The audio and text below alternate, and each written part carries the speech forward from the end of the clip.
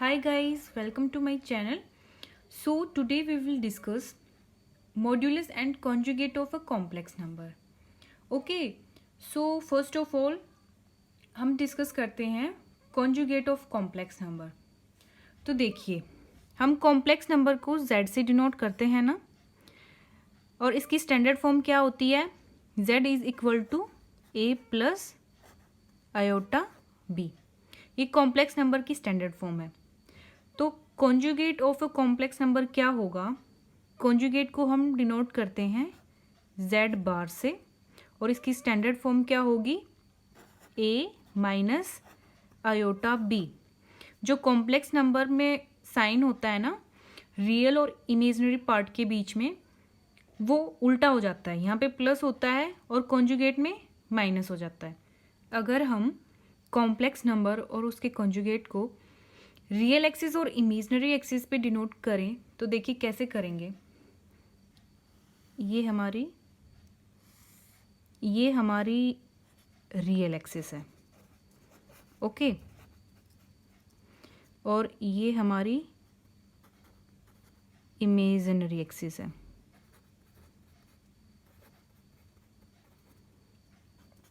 ठीक है. Real axis और इमेजिनरी एक्सिस क्यों लिया है एक्स वाई प्लेन की बजाय? क्योंकि कॉम्प्लेक्स नंबर में एक पार्ट हमारा रियल पार्ट होता है और एक पार्ट इमेजिनरी पार्ट होता है. ठीक है, तो हम इसको रियल एक्सिस और इमेजिनरी एक्सिस पे ही डिनोट करते हैं. तो अगर इसकी वैल्यू रियल एक्सिस पे यहाँ कहीं है, z is equal to a यहाँ कहीं लाई कर रहा है, और इमेजिनरी एक्सिस पे आयोटा बी यहाँ कहीं लाई कर रहा है, तो ये कहाँ पे जाके z हमारा लाई करेगा? यहाँ. तो हमारा जो कॉम्प्लेक्स नंबर होगा z is equal to a plus iota b, ये यहाँ कहीं लाई करेगा. अब इसका कॉन्जुगेट कहाँ लाई करेगा? देखिए कॉन्जुगेट में a है वो यहाँ पे लाई कर रहा है, यानी कि रियल पार्ट. ठीक है, और जो उसका इमेजिनरी पार्ट है, यानी कि ये इमेजिनरी एक्सिस है, तो कॉन्जुगेट का इमेजिनरी पार्ट है वो नेगेटिव होता है. तो पॉजिटिव यहाँ से ऊपर होते हैं और नेगेटिव यहाँ से नीचे होंगे. ठीक है, तो इमेजिनरी पार्ट जो है कॉन्जुगेट का वो यहाँ कहीं लाइक करेगा, यानी कि माइनस आयोटा बी. तो इन दोनों को हम जब एक दूसरे से ज्वाइन करेंगे तो यहाँ कहीं आएगा.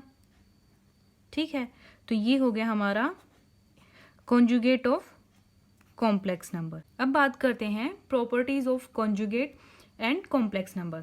फर्स्ट प्रॉपर्टी है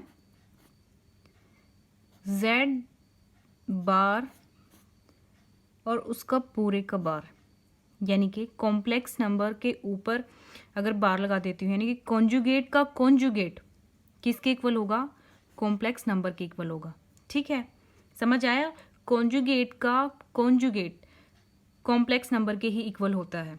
सेकंड प्रॉपर्टी है z प्लस z बार, यानी कि complex number plus conjugate of complex number is equal to 2 time of real part of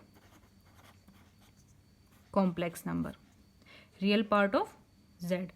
okay. Third property है z minus z bar means complex number minus conjugate of complex number is equal to 2 time of iota, यानी कि imaginary part,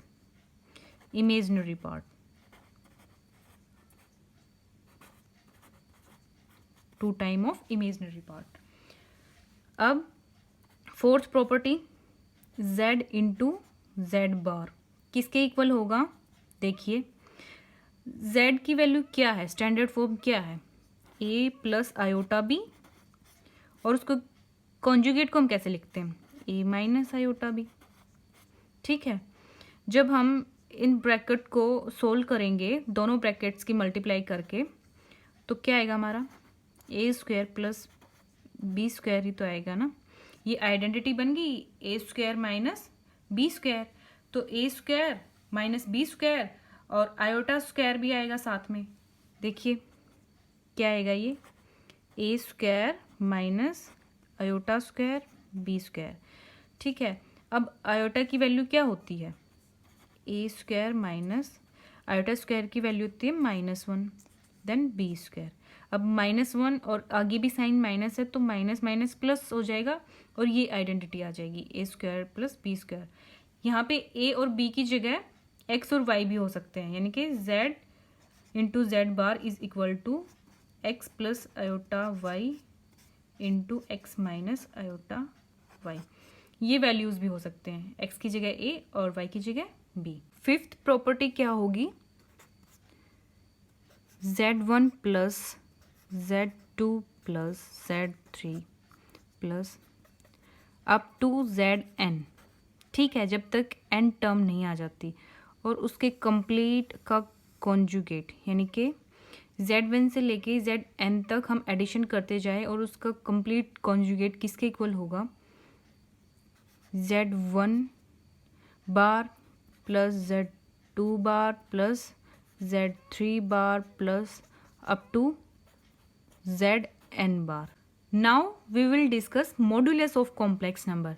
okay, देखिए अगर z एक complex number है और उसकी standard form होगी z is equal to x plus iota y, और कॉन्जुगेट को हम डिनोट कर रहे थे z बार से।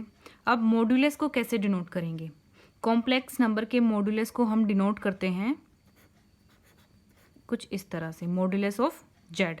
ओके, z के आगे और पीछे ऐसे साइन आ जाएंगे। ठीक है, अब इसकी वैल्यू क्या होगी, square root of x square plus y square. यहाँ पे जो एक्स स्क्वायर है वो क्या है, रियल पार्ट का स्क्वायर है, और वाई स्क्वायर है वो क्या है, इमेजिनरी पार्ट का स्क्वायर है। ओके, अब देखिए जो जेड मॉड्यूलस है इसको मैं क्या लिख सकती हूँ, इसको मैं ये भी तो लिख सकती हूँ z माइनस 0। ओके, और इसको मैं जब ऐसे डिनोट करूँगी z माइनस z नोट, तो ये क्या रिप्रेजेंट कर रहा है, z माइनस z नोट का मॉड्यूलस ये क्या रिप्रेजेंट कर रहा है, this represent distance from one complex number z to another complex number z naught. Okay, क्या रिप्रेजेंट कर रहा है ये, this represent distance from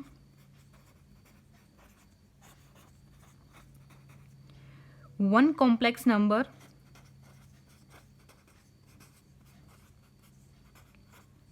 z to another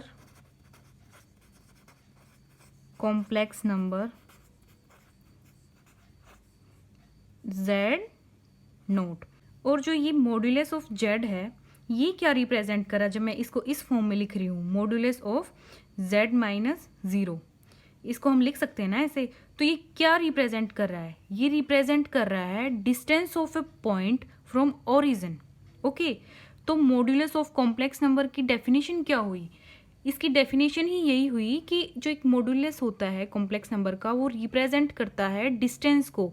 अब मॉड्यूलस की कुछ प्रॉपर्टीज देख लीजिए, हमने कॉन्जुगेट की भी कुछ प्रॉपर्टीज पढ़ी थी, ये प्रॉपर्टीज आपको क्वेश्चन सोल्व करने के टाइम पे हेल्प करेंगी। ओके, तो मॉड्यूलस की प्रॉपर्टी देखिए, फर्स्ट प्रॉपर्टी है modulus of z square is equal to z into z bar, यानी कि complex number into its conjugate. Second property है modulus of z is equal to modulus of z bar, ये किसके equal हो सकता है, modulus of iota z, और किसके इक्वल, modulus of minus of iota z bar. ठीक है, थर्ड प्रॉपर्टी है modulus of z raise to power n is equal to modulus of z raise to power n। ठीक है, कंप्लीट मॉड्यूलस के power n कर दी तो वो किसके इक्वल होगा, मॉड्यूलस ऑफ जेड की पावर n। ठीक है, इसके बाद दो इनइक्वालिटी हैं जिसमें modulus of z1 plus z2 is less then equal to है modulus of z1 plus modulus of Z2। Okay, जब इसका साइन चेंज हो जाता है यानी कि Z1 प्लस Z2 की जगह Z1 माइनस Z2 आ जाता है मॉडुलस के अंदर, तो उसमें ये इनइक्वालिटी चेंज हो जाती है, यानी कि modulus of Z1 minus Z2 is greater than equal to modulus of Z1 plus modulus of Z2।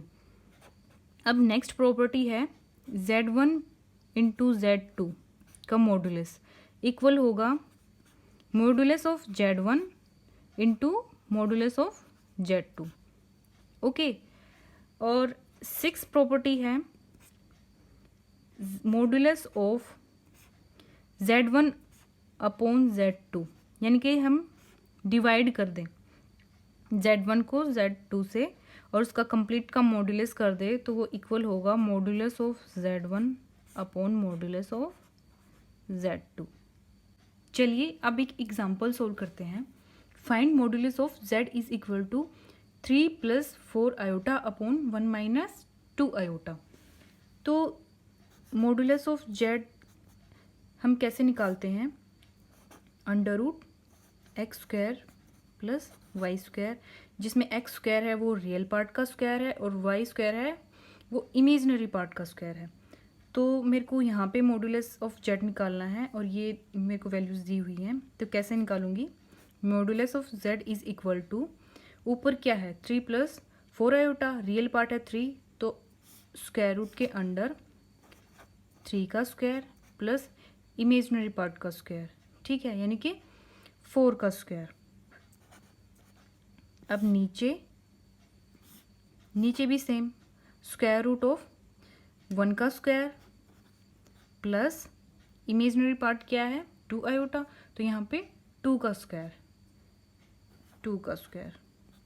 इसकी क्या वैल्यू आ जाएगी? 3 3 जा 9 प्लस 4 4 जा 16 अपॉन 1 प्लस 4 का स्क्वायर रूट, तो ये आ जाएगा ऊपर तो आएगा भाई 25 का स्क्वायर रूट और नीचे आएगा स्क्वायर रूट ऑफ 5। 25 का स्क्वायर रूट हम जब सॉर्ट आउट करेंगे तो 5, नीचे आ जाएगा स्क्वायर रूट 5, ठीक है। तो मैं ऊपर 5 है इसको क्या लिख सकती हूँ? Square root of 5 into square root of 5 और नीचे है स्क्वायर रूट 5, तो एक स्क्वायर रूट 5 से स्क्वायर रूट 5 कैंसिल हो जाएगा, तो मेरी वैल्यू क्या आ जाएगी? Square root of 5। तो मेरा आंसर क्या आया? Modulus of Z is equal to square root of 5। तो ये था आज का टॉपिक, और जो प्रॉपर्टीज़ हैं मॉडुलस के ऊपर और कॉन्जुगेट के ऊपर कॉम्प्लेक्स नंबर की, ये आपको क्वेश्चन सॉल्व करने में बहुत हेल्प करने वाली हैं। सो आई होप आपको ये वीडियो पसंद आई होगी, ये टॉपिक समझ आया होगा। अगर आपको ये वीडियो अच्छी लगे तो please do like share and subscribe.